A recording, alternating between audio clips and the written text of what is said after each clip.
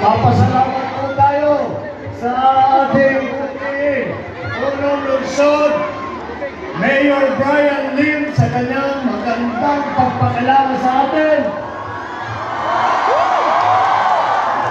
At narinig nyo rin po, alam nyo naman po na ito po ang tinatawag namin na unity. Dahil po, ang aming sinisigaw ay unity, pagkakaisa. At dito sa Dagupan, mukhang naunawaan na talaga ninyo ang ating adhikain ng pagkakaisa. Dahil nandito ngayon tayo, tag-iisa, sumusuporta kay Bongbong, kay Sara at sa buong unity.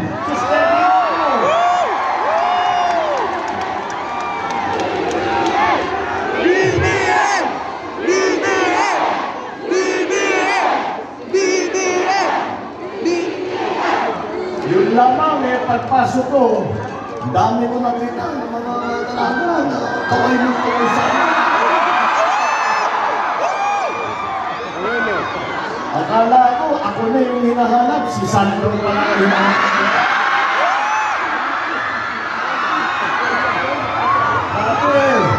Dati sinasabi ko, nakakatawa na si Sandro kinikilala na marami siyang fans. Ngayon, ayoko mo, nagsiselos na ako sa batang mo. Wala po, pinagtatanong po sila sa akin kung kasama ko si Sandro. Sabi ko, hindi ko makasama. Dahil busy rin siya. At tumatakbo po bilang diputado, bilang congressman ng 1st District sa Ilocos Norte. Ngunit, siguro pagka natapos na at medyo gumaan na kanyang schedule, pabibisita ko sa inyo para yung hiyang naman ninyo. At kami sabi nila, maraming salamat po. Kami po ay narinig niyo po ang mensahe ng ating Vice Presidente na si Mayor Inday Sara. Ako po, sinasabi ko lagi, na sa lahat ng mga presidential na kandidato, ako po ang pinakamapalad.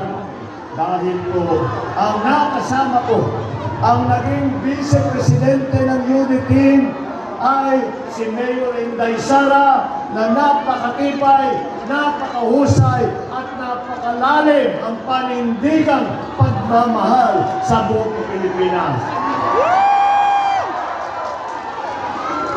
Alam niyo po, para sa amin, ay napakagandang simbolo, napakagandang halimbawa ang tambalan ng Marcos at saka Duterte. Dahil naman po, kung iisipin ninyo na ang isang tiga-Norte na kagaya ko at ang isang tiga-Davao na tiga-Mindanao na nanggaling sa magkabilang dako ng Pilipinas ay kayang magsama, ay sa palagay ko, kaya natin ipagkaisa ang buong sambayan ng Pilipinas. BBM!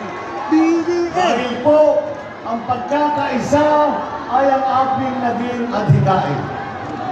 Ang ating pagkakaisa ay sa aking palagay ay ang unang hakbang upang tayo ay makabawi na sa krisis ng pandemya at sa krisis ng ekonomiya. Alam niyo naman po na kahit kung ang isang tao lamang ay kahit masyadong matalino, kahit masyadong magaling, kahit masyadong masipag, hindi po kaya na nag-iisa. Ang dami na po kailangan natin pag-usapan at kailangan natin gawin. Kaya po,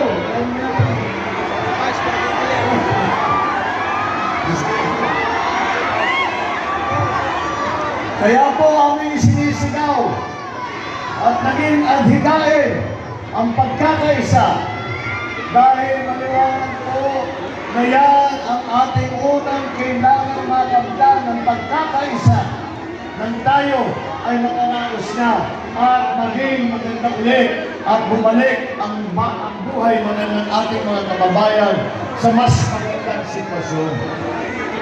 Marami po tayong gagawin. Marami po tayong kailangan ayusin na problema na naging nakita natin pagkukulang dito sa pandemya kung saan tayo ay nakalubog pa. Marami po tayo, kailangan po natin tulungan ang ating mga maliliit na negosyante. Kailangan po natin ang pag-ayos ng ating agrikultura.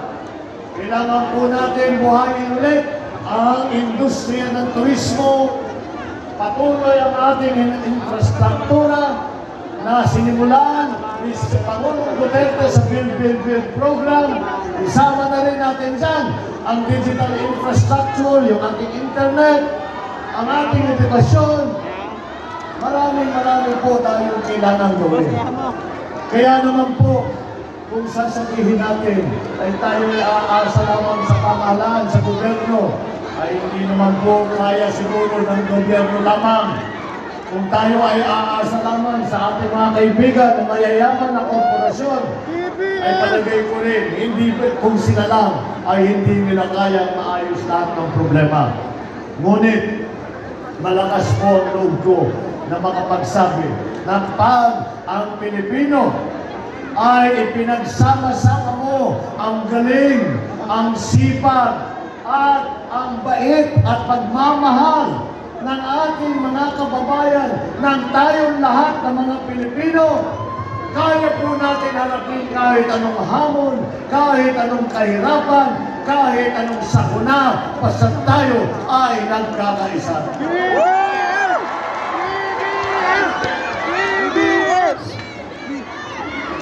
Alam niyo po sa kasaysayan ng Pilipinas, nakita na po natin, marami na pong dumaan dito na kahirapan, na hamon, may gera, may sakuna, may lindol, may bagyo.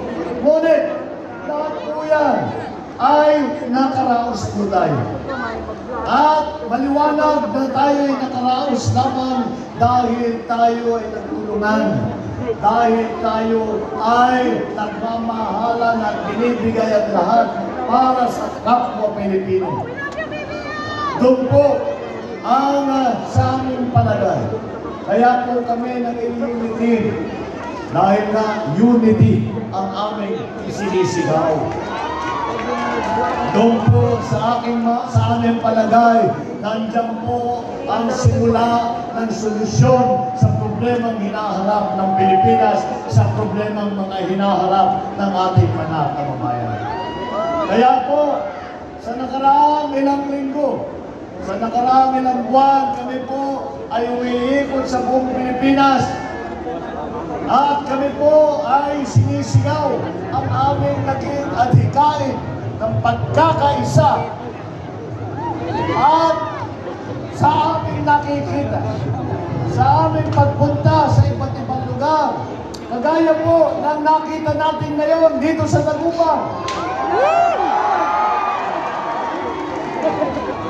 Ang sagot po at napakainit ng pagtanggap ng mensahe ng pagkakaisa ng ating mga kababayan ay nakikita po natin, nararamdaman po natin ay dumadami na ang nakakaunawa at sumasabay dito sa ating adhikain na naging kilusan ng pagkakaisa para sa Pilipino, para sa Pilipinas.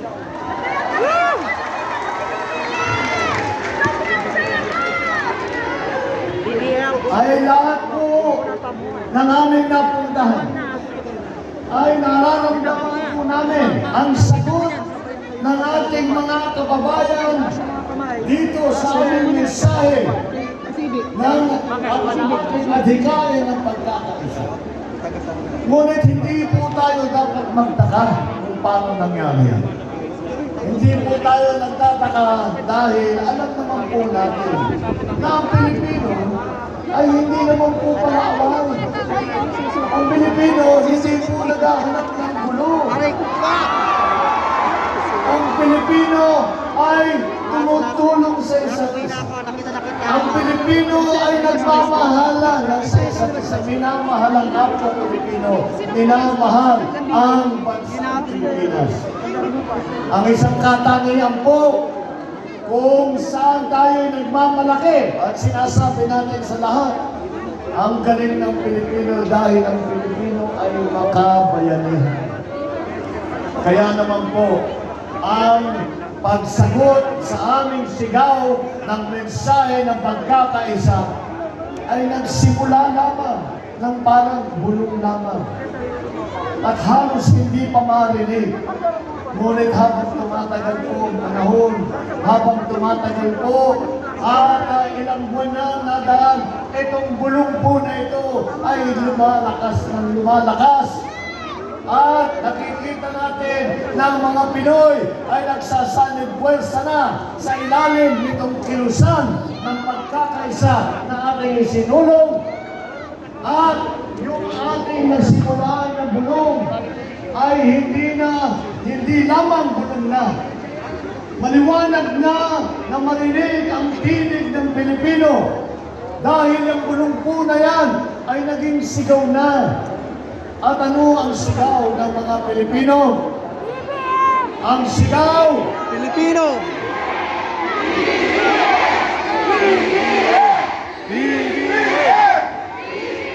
Ang sigaw ng ating mga kababayan ay sasama kami at tutulong kami sa unity team dahil kasama rin kami sa kaunlaran. Kasama rin kami sa pagpapaganda ng buhay ng Pilipino.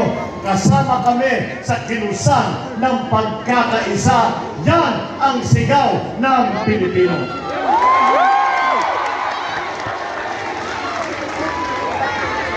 Kaya naman po, malaki po ang makikita natin na magagawa natin lahat kahit na minsan pag tinitignan natin ang ating hinaharap na problema ay nakakalula po at sasabihin natin ay baka hindi natin kaya. E sa palagay ko, kung iisa-isa lang sa atin ang magtatrabaho tungkol dyan ay hindi po natin magagawa. Ngunit kapag nagsanib puwersa ang lahat ng Pilipino at kapit-bisig na sumasabay-sabay na gumagalaw kahit ano po ang kailangan nating harapin, kahit ano pong kahirapan ay kakayanin natin, hindi lang tayo makakaraos kung hindi tayo sisikat pa. Alam niyo po, hindi namin pinag-uusapan dito sa Unity. Hindi namin pinapag-usapan na tayo na gusto nating bumalik kung saan tayo nanggaling bago ng pandemya. Ang aming hangarin, ang aming layunin ay sumikat pa ang Pilipinas at malampasan na natin kung saan tayo at sa ating pinanggalingan at malampasan na natin ang sumikat na gusto ang Pilipinas. At haharapin natin may isang diwa. At kapag nangyari kaya, ay pinagpatuloy na natin itong kinsa, pinagdamapan natin ang